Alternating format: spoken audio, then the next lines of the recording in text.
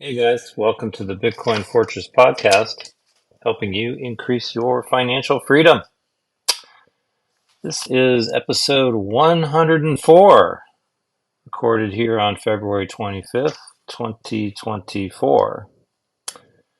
This podcast is for entertainment only, is not investing advice, so please do your own homework.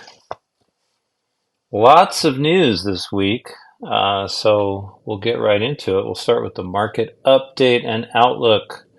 Stock markets in the United States, Europe, and Japan set record highs this week after Nvidia reported blowout quarterly earnings results and strong guidance after the closing bell Wednesday. Insatiable demand, quote, for the company's artificial intelligence chips lifted the stock more than 16%, leading the company to briefly surpass a $2 trillion valuation and help propel the broader market. Investors have been walking back expectations for Federal Reserve rate cuts, which normally would be a headwind for the market, but the performance of Nvidia and other big techs has pushed Fed worries into the background. As a result, all three major market averages registered winning weeks. The S&P 500 advanced 1.6%. The tech-heavy Nasdaq Composite gained 1.4%, and the Dow Jones rose 1.3% for the period. Looking ahead, the economic calendar for the week includes fresh data on new home sales, durable orders, and construction prices. Analysts think bond yields could push higher if inflation expectations return following the higher-than-expected CPI and PPI reports for January. The marquee event for inflation watchers could be the release of the core PCE number on February 29th. The release is considered the Federal Reserve's favored inflation gauge and could move the meter with interest rate expectations.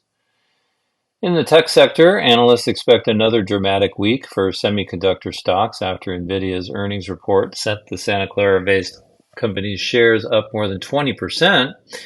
And led to strong rallies for AMD, Supermicro, ARM, Marvell Technology, and Micron, to name just a few. Earnings calendar includes key releases from Li Auto, Lowe's, eBay, and Anheuser-Busch InBev. Jumping into the top Bitcoin news this week. Again, lots of stuff to go over, so this will be a little bit longer episode, so settle in. First is the week in review from Bitcoin.com. So we'll see what they have here that's not that's related to Bitcoin. We won't be talking about shitcoin stuff here. First one is BlackRock has amassed nearly 110,000 Bitcoins for its spot Bitcoin exchange traded fund ETF, the iShares Bitcoin Trust, IBIT is the ticker, since its launch about a month ago. The world's largest asset manager's Bitcoin ETF has a total net inflow of nearly $5 billion, leading the pack among all spot Bitcoin ETFs. BlackRock CEO Larry Fink has stated that he is now a big Bitcoin believer. Oh boy. Rich Dad Poor Dad author Robert Kiyosaki expects the price of Bitcoin to reach $100,000 by June this year. This prediction aligns with his earlier forecast of Bitcoin's rise and gold's decline. Kiyosaki recently increased his Bitcoin holdings in anticipation of a price surge fueled by the recent approval of spot Bitcoin exchange traded funds and the upcoming Bitcoin halving.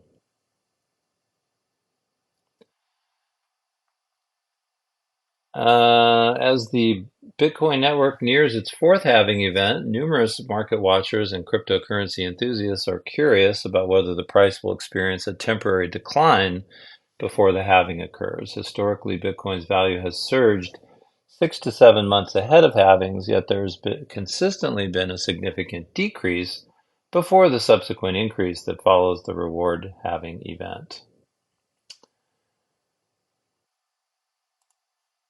Moving on here, and so the next three articles are really that I'm going to go over are really related to this. This first one here is more of an introduction article. This is on the recently released Satoshi emails. So this article was posted on February 23rd on Cointelegraph. And again, I'll include links to all these in the show notes if you want to look at it for yourself. Articles entitled Newly Released Satoshi Emails Reveal a Treasure Trove of Early Bitcoin Lore.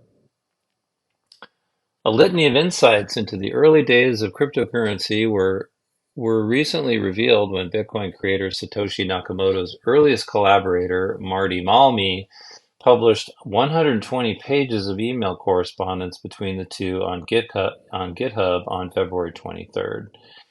The true identity of Nakamoto remains a point of conjecture throughout the greater cryptocurrency and blockchain community. However, the emails recently published on GitHub by Malmi were initially introduced as evidence in a London court case brought by the Crypto Open Patent Alliance against Craig Wright, who is claimed to be Nakamoto. Based on Cointelegraph's cursory examination of the emails, there are no smoking guns or telltale revelations that would immediately shine a light on Satoshi's true identity.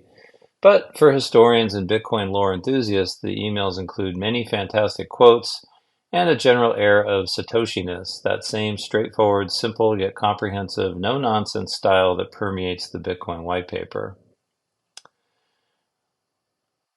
While it's long been posited that Satoshi themselves came up with the term cryptocurrency, one email sent to Malmi on June 11, 2009 appears to poke a major hole in this theory.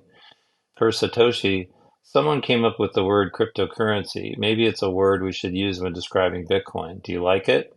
To Malmi's credit, he responded that it sounds good and added that it sounded more interesting than digital P2P cash.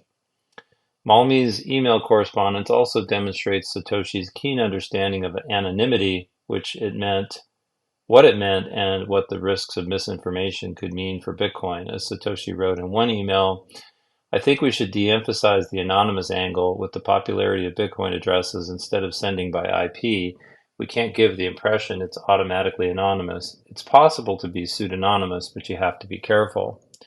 The email continues to essentially predict the rise of blockchain forensics. If someone digs through the transaction history and starts exposing information people thought was anonymous, the backlash will be much worse if we haven't prepared expectations by warning in advance that you have to take precautions. Next article is from Bitcoin.com along the same topic. This was posted yesterday. Articles entitled Bitcoin Scalability Foreseen by Satoshi Nakamoto to Outpace Visa, Historic Email Reveals. Satoshi Nakamoto, in a detailed correspondence with Marty Sirius Malmi, outlines the essential features of Bitcoin, emphasizing its potential to secure wealth and strong encryption and the importance of backing up private keys. Nakamoto highlights the prioritization of features based on the evolving value of Bitcoins, underscoring the developmental focus and security on security and user accessibility. The email labeled number 3 reveals Nakamoto's plans for implementing an escrow feature to facilitate safer physical trades and the eventual settlement of the digital currency with fiat money. This strategic approach showcases Nakamoto's forward thinking in creating a robust framework for Bitcoin's integration into the broader economy. I plan to work on the escrow feature next, which is needed to make actual trades for physical stuff safer and before backing the currency with fiat money can begin, Nakamoto explained on May 3, 2009.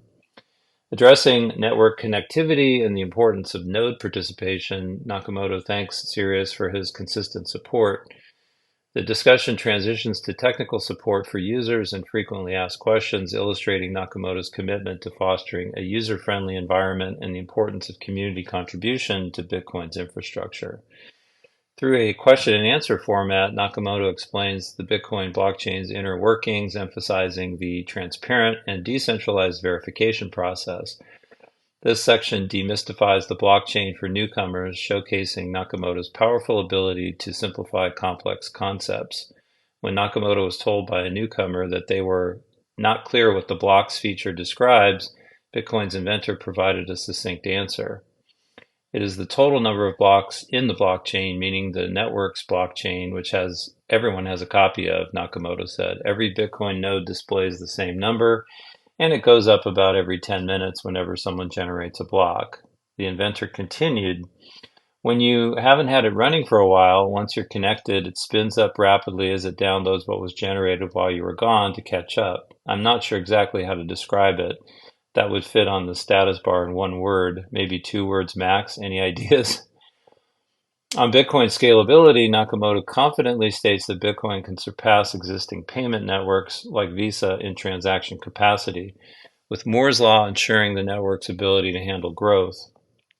The inventor's optimism about scalability contradicts today's common criticisms, providing a solid rebuttal to concerns over Bitcoin's future performance. There is only one global chain, Nakamoto said. The existing Visa credit card network processes about 15 million internet purchases per day worldwide. Bitcoin can already scale much larger than that with existing hardware for a fraction of the cost. It never really hits a scale ceiling. If you're interested, I can go over the ways it would cope with extreme size. By Moore's Law, we can expect hardware speed to be 10 times faster in 5 years and 100 times faster in 10. Even if Bitcoin grows at crazy adoption rates, I think computer speeds will stay ahead of the number of transactions. Nakamoto further discusses on-chain transaction fees as an optional mechanism for prioritizing transactions, indicating a market-driven approach to network maintenance. The creator of Bitcoin noted then that they hadn't anticipated the necessity for on-chain fees anytime soon, but acknowledged that should the need arise, it was feasible to operate a node dedicated to processing transactions that included a fee. The fee the market would settle on should be minimal, Nakamoto stressed. If a node requires a higher fee, that node would be passing up all transactions with lower fees. It could do more volume and probably make more money by processing as many paying transactions as it can. The transition is not controlled by some human in charge of the system, though, just individuals reacting on their own to market forces. The email also touches on the security of the Bitcoin network, stressing that its robustness increases with network growth. Nakamoto acknowledges the system's initial vulnerabilities, but argues that the network's design inherently discourages theft through its economic model. A key aspect of Bitcoin is that the security of the network grows as the size of the network and the amount of value that needs to be protected grows, Nakamoto detailed. The downside is that it's vulnerable at the beginning when it's small, although the value that could be stolen should always be smaller than the amount of effort required to steal it.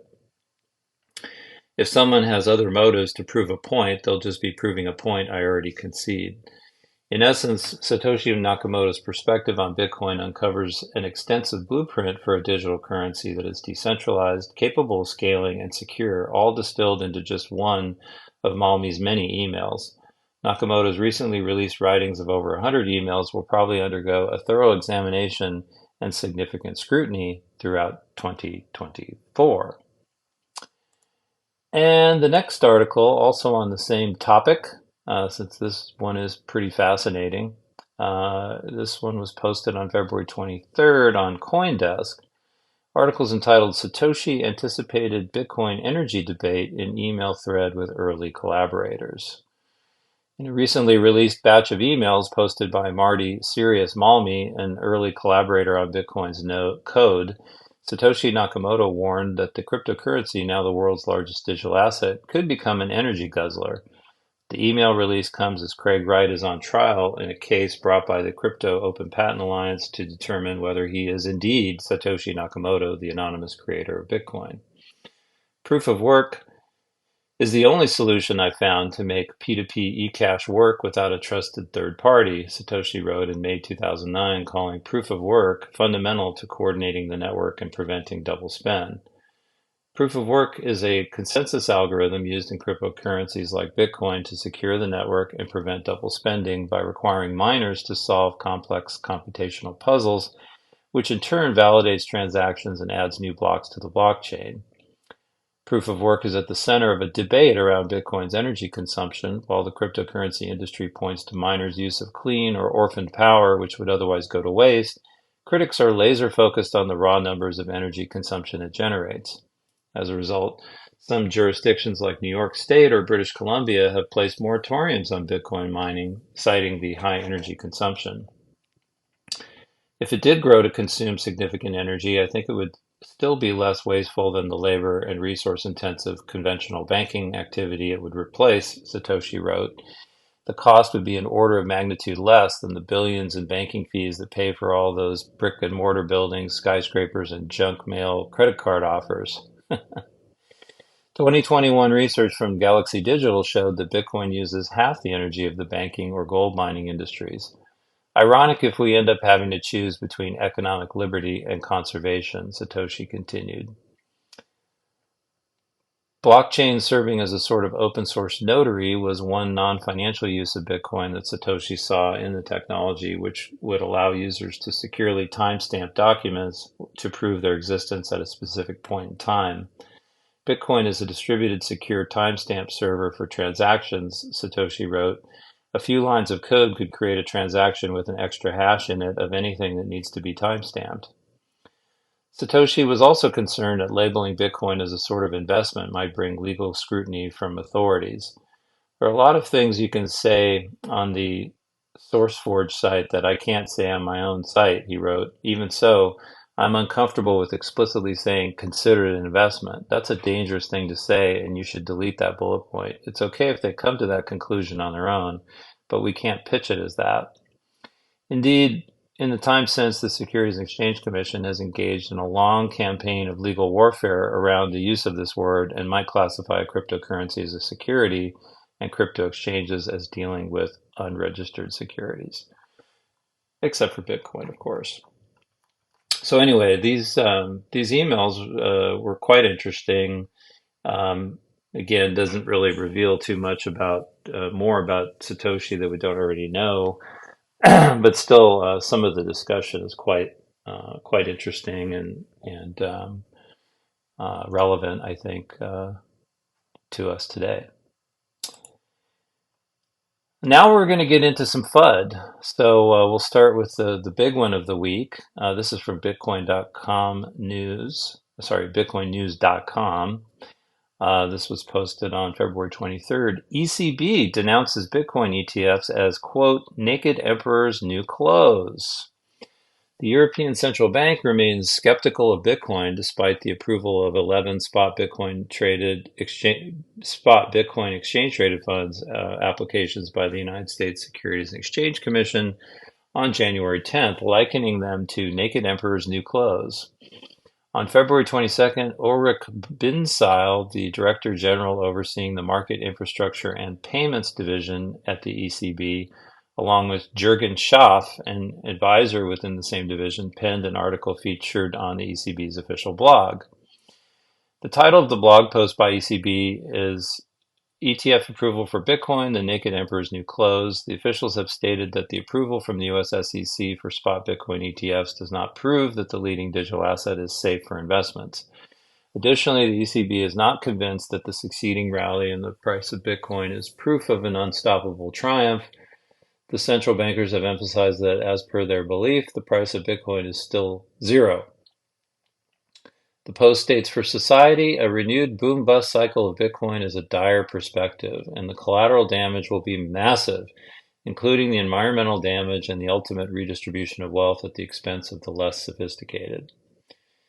Binsheil and Schaaf contend that Bitcoin has fallen short of its initial vision as a universal decentralized digital currency. I wonder why they think that.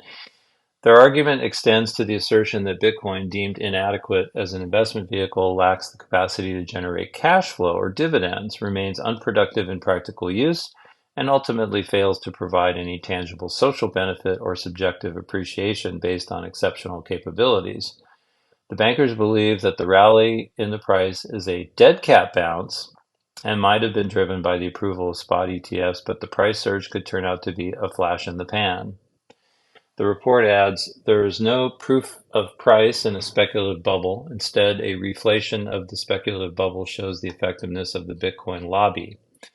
The ECB still believes that its job to control Bitcoin is not complete yet, and the institution aims to maintain vigilance and safeguard society against the perils of money laundering, cybercrime, and financial losses, especially for those less informed about digital assets. They also seek to address the environmental damage done by Bitcoin. As reported earlier by Bitcoin News, in May 2019, the ECB published a report titled Crypto Assets Implications for Financial Stability, Monetary Policy, and Payments and Market Infrastructures to study the potential impact of digital assets on monetary policy and economic developments. The institution said that virtual currencies do not have any impact on the real world economy, adding that they can only impact economic developments if they can become a credible substitute for cash and transactions. Digital assets are very, very risky assets, noted Mario Draghi, who served as the president of the European Bank at the time. The ECB also currently focused on the development of a central bank digital currency, which it believes will strengthen and stabilize the region's economy. Uh, there's so much wrong with this that it's hard to know where to start. But first of all, the ECB's currency, the euro, has lost 99% of its value against Bitcoin since it first came out.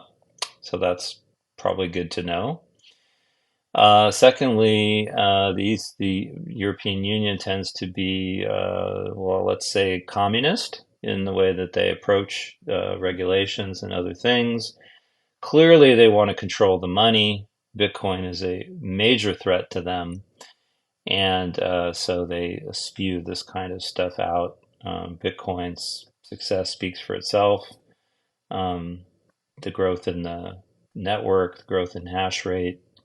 Um, I'm not a fan of Bitcoin ETFs. It's just created another source of demand and probably a security hole for government confiscation down the road that people should be careful about. But it's also created a steady source of demand and support for the price. And, Bitcoin is really the best money we've ever seen, and it actually works as money. And there's lots of technology being built out to perfect that. So anyway, these guys are just totally retarded. Next article is from Bitcoin Magazine. And again, some more FUD. We're talking about Nigeria again, who keeps flip-flopping. First they allowed Bitcoin and cryptocurrencies, then they banned it, then they unbanned it. Now they're banning it again as their currency continues to collapse.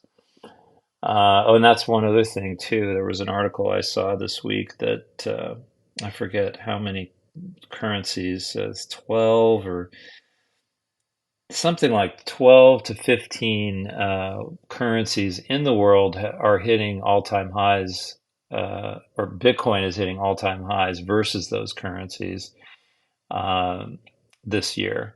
And I think you're just going to see more and more of those, and the dollar is probably going to be last on that list, but its time is coming. Can't keep a Ponzi going forever. Anyway, this article was posted on February 22nd. Nigeria blocks access to Coinbase, Binance, and Kraken as Naira falls to record lows. Nigeria has taken drastic measures in an attempt to stabilize its plummeting national currency, the Naira, by blocking access to major cryptocurrency exchanges, reported the Financial Times. This move comes as the Nigerian government attempts to crack down on currency speculation amid record lows for the Naira. The Nigerian Communications Commission issued orders to telecoms companies late on Wednesday to restrict consumer access to websites of major cryptocurrency platforms like Binance, Coinbase, and Kraken. As a result, consumers experienced only intermittent access to these sites on Thursday. Bayo Onanuga, special advisor, information and strategy to the president of Nigeria, took to X to say a local report of the government blocking access to the exchanges was correct. Cryptocurrency exchanges have played a big role in establishing unofficial market prices for the Naira, with platforms like Binance often serving as benchmarks for local foreign currency exchange rates. The government's move to block access to these platforms is an effort to regain control over the currency valuation of the Naira. Binance, facing regulatory showdown in many countries and causing disruptions in the currency market, should not be allowed to dictate the value of the Naira, not on its crypto exchange platform, Onanuga further stated. crypto should be banned in our country, or else this bleeding of our currency will continue unabated. Nigeria's adoption of rash methods to defend its currency, including shutting down price-setting websites and declaring certain cryptocurrency entities illegal, highlights the challenges the country faces in managing its economic stability. Nigeria's national currency has lost over 70% of its value since their central bank lifted its dollar peg in June. And all I can say is coming soon to a fiat currency near you. So be prepared, folks. This one is a little bit of FUD. This was posted 3 days ago. Max Keiser, notably, puts out stuff that's pretty raw. So I guess you have to take it with a grain of salt, I guess, as we do with everything that we hear. But this one is from Bitcoin.com. Articles entitled "Max Keiser Warns of Government Seizing Bitcoin and ETFs, Predicts 1987 Style Crash as Bitcoin Rises to $500,000." Bitcoin advocate Max Keiser expressed concerns about spot Bitcoin exchange-traded funds and a potential market crash while sharing a bold Bitcoin price prediction on social media platform X this week. He wrote, 1987 style crash coming. Bitcoin, the ultimate safe haven, will soar past 500,000. Gold will continue getting demonetized by Bitcoin. Bitcoin ETFs and domestic Bitcoin miners will get seized by U.S. government. On Thursday, Keiser commented on New York Attorney General Letitia James's potential move to seize assets from former U.S. President Donald Trump if he fails to pay the $355 million penalty. He explained that if the authorities can seize Trump's assets, then they can certainly seize Bitcoin held by spot Bitcoin ETFs as well as commandeer U.S. Bitcoin miners. He then advised investors to self-custody their Bitcoin or they may lose them. Governments around the world regularly seize Bitcoin held on centralized crypto exchanges, with the U.S. government being one of the top confiscators, often as part of criminal investigations. Several other countries have been active in seizing cryptocurrencies, as evidenced by the UK police's recent disclosure of a 61,000 Bitcoin seizure from a major Chinese investment fraud, and German authorities' January report of a 50,000 Bitcoin seizure. Meanwhile, spot Bitcoin ETFs have hit record trading volume since they launched in early January. MicroStrategy's executive chairman Michael Saylor said last week that Bitcoin has become the world's most popular investment asset. Coinbase is the custodian of 8 out of 11 spot Bitcoin ETFs approved by the United States Securities and Exchange Commission. What's even more important is that every institution is now starting to hold crypto. The asset class will be a standard part of every diversified portfolio, Coinbase CEO Brian Armstrong said last week. Many investors believe the combined factors of growing demand for spot Bitcoin ETFs and the approaching Bitcoin halving will significantly boost Bitcoin's price. Fundstrat's head of research foresees Bitcoin hitting 150,000 this year. He calls Bitcoin sound money. Rich Dad Poor Dad author Robert Kiyosaki expects Bitcoin's price to reach 100,000 by June of this year. So, I can't argue with Max here. I think that's why we focus on self-custody, why we don't hold our Bitcoin on exchanges, why we don't really want to invest in Bitcoin ETFs, is because, the government's going to have a really hard time taking it. Now, if the government does seize Bitcoin, that's held centrally, whether it's custodied by Coinbase or now the banks want to get into the action, and they've all petitioned the SEC to change some rules so that it's less costly for them, I guess, in order to custody Bitcoin, mostly because they just want to get in on the action and that Coinbase is getting. But if the government did actually take property in that way, seizing Bitcoin, seizing, miners, a la the gold confiscation that happened during the Roosevelt administration. That's a real problem. If you're living in the United States and that happens, that is a major breakdown in private property rights, and might want to think about moving to a different state. Maybe the state can keep the federal government at bay, or move somewhere else, because that's going to be crazy if that actually happens. But is it possible? Yes. Is it probable? No, not right now. But why take chances? Not your keys, not your coins. Okay, next article is this one is from Z Crypto. This was posted on February 23rd. Trump softens his stance on Bitcoin. I can live with it one way or the other. Now, we don't really care about politicians. They'll say whatever they want to say to get elected and then do the opposite when they do get elected. But it's always interesting to see when there's a change of tone. And so here it says former United States President Donald Trump seems to have softened his view on Bitcoin, marking a notable deviation from his previous hardline stance. Despite maintaining his preference for a US dollar in a Wednesday interview, the Republican frontrunner acknowledged the dominant cryptocurrency's growing popularity and demand. Back in 2019, while still in office, Donald Trump publicly asserted he was not a fan of Bitcoin and other cryptocurrencies, arguing that they are not money and their value is based on thin air. He also reportedly ordered the Treasury Secretary to go after Bitcoin and also called the top crypto a scam in another Fox interview. Let's also not forget that Trump's administration was known for its efforts to stonewall spot Bitcoin ETFs and attempted to ban self-hosted wallets. Since then, he seemed to have eased his stance, speaking to Fox News during a town hall event in South Carolina on Wednesday alongside South Carolina Senator Tim Scott. Trump observed that many people are embracing Bitcoin and that as more people want to pay with Bitcoin, he can live with it one way or the other. He followed his comments by talking about plans to regulate the crypto sector. It's taken on a life of its own, the former president stated. You probably have to do some regulation.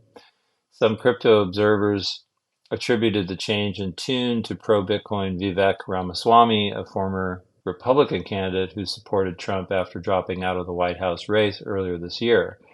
Ramaswamy has been both a champion of the cryptocurrency industry and against the launch of central bank digital currencies. In other words, Trump's U-turn is likely politically motivated to garner more votes from the growing crypto sphere ahead of the 2024 presidential election. And I would agree that's probably correct. Trump's softer stance on Bitcoin doesn't necessarily mean now he is anti-dollar. However, I've always liked the one currency. I call it a currency. I like the dollar, he explained. Trump believes CBDCs are dangerous and promised to never allow the Federal Reserve to create a digital dollar if reelected. Meanwhile, his biggest competitor, Joe Biden, is skeptical of Bitcoin and cryptocurrencies in general. Biden previously proposed several measures to rein in crypto, including a 30% tax on crypto mining operations and releasing a scathing report bashing crypto for ignorance of basic economic principles. With that being said, the Securities and Exchange Commission gave the regulatory nod in January to the first spot Bitcoin ETFs in the U.S. So again, probably just politically, politically expedient. But it's better than him being vocally against it like he was before.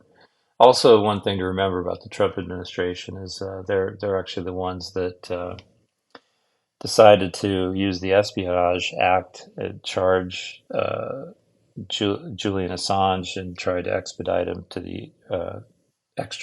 the U.S. So you have to take everything into consideration when you look at your political leaders.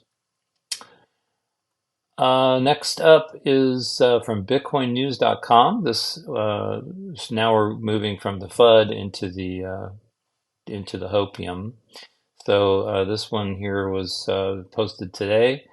Carson Group boldly handpicks Bitcoin ETFs for its clients. In the fiercely competitive landscape of U.S.-listed spot Bitcoin exchange-traded funds, leading registered investment advisory firm Carson Group, with $30 billion on its platform, has strategically approved 4 out of the recently launched 10 offerings to be offered to its clients. The Omaha, Nebraska-based firm's vice president investment strategist Grant Engelbart sheds light on the firm's focus on significant asset growth and trading volume in the selection process, emphasizing the critical aspects that guided their decisions. This strategic move positions Carson Group as a discerning player in the dynamic Bitcoin ETF market, offering its clients a curated selection of investment options. Among the approved ETFs are BlackRock's 6.6 billion iShares Bitcoin Trust, IBIT is the ticker, and Fidelity's $4.8 billion Wise Origin Bitcoin Fund, FBTC, both attracting significant investor inflows. We feel it is important to offer these products from two of the largest asset managers in the industry, Engelbart stated. Notably, both firms boast in-house digital asset research teams contributing to the continued growth, management, and education surrounding these products. This highlights Carson Group's commitment to providing its clients with reliable and well-informed investment choices.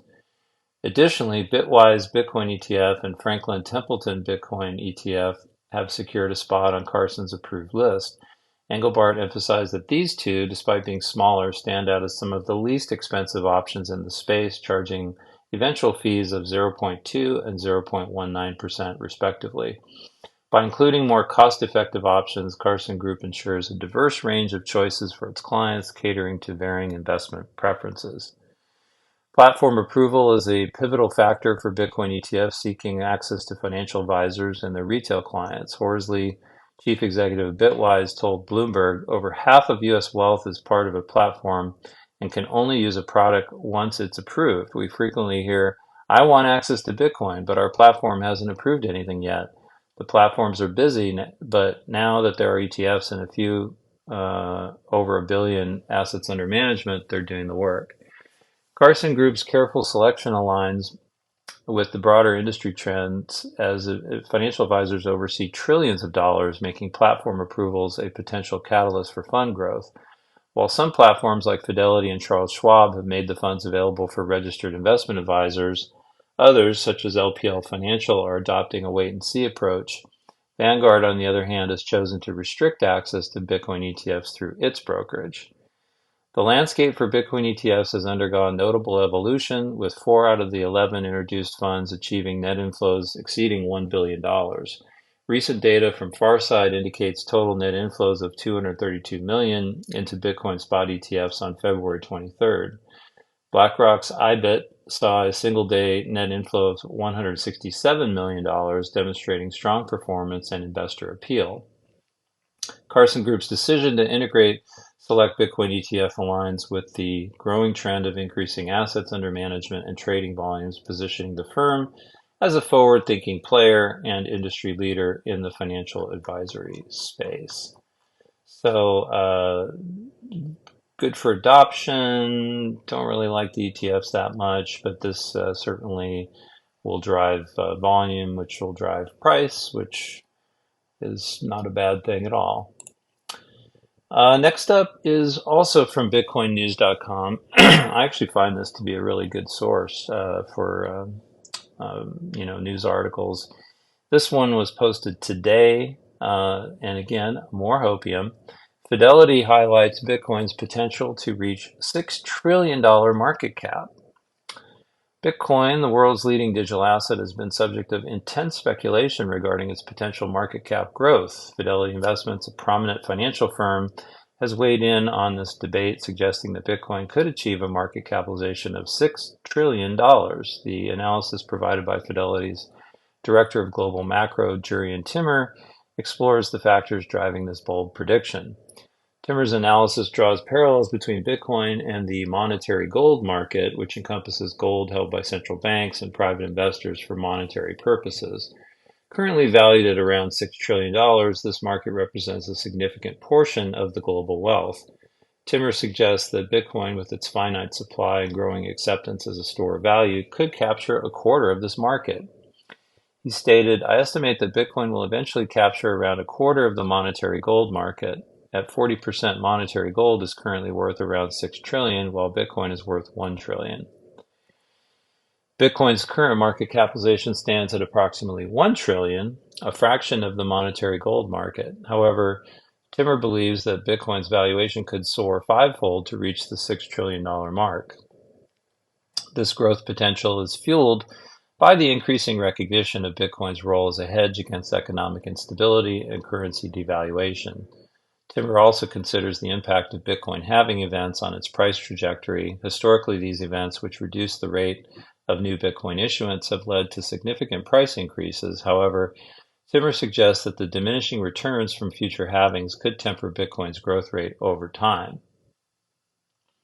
To project Bitcoin's future price, Timmer introduces a modified stock-to-flow model that accounts for diminished halving effects. This model aligns Bitcoin's supply dynamics more closely with those of gold, leading to hypothetical price projections of approximately 100,000 by the end of 2024. However, Timmer acknowledges the inherent uncertainties in the Bitcoin market, including regulatory changes and competition from other digital assets. Timmer's analysis highlights Bitcoin's potential to reshape the global wealth distribution and emerge as a significant asset class. Factors such as scarcity, increasing adoption, and institutional interest support the bullish outlook for Bitcoin. However, there are also challenges and uncertainties, including market volatility and the evolving landscape of digital assets, which could impact Bitcoin's journey to a $6 trillion market cap.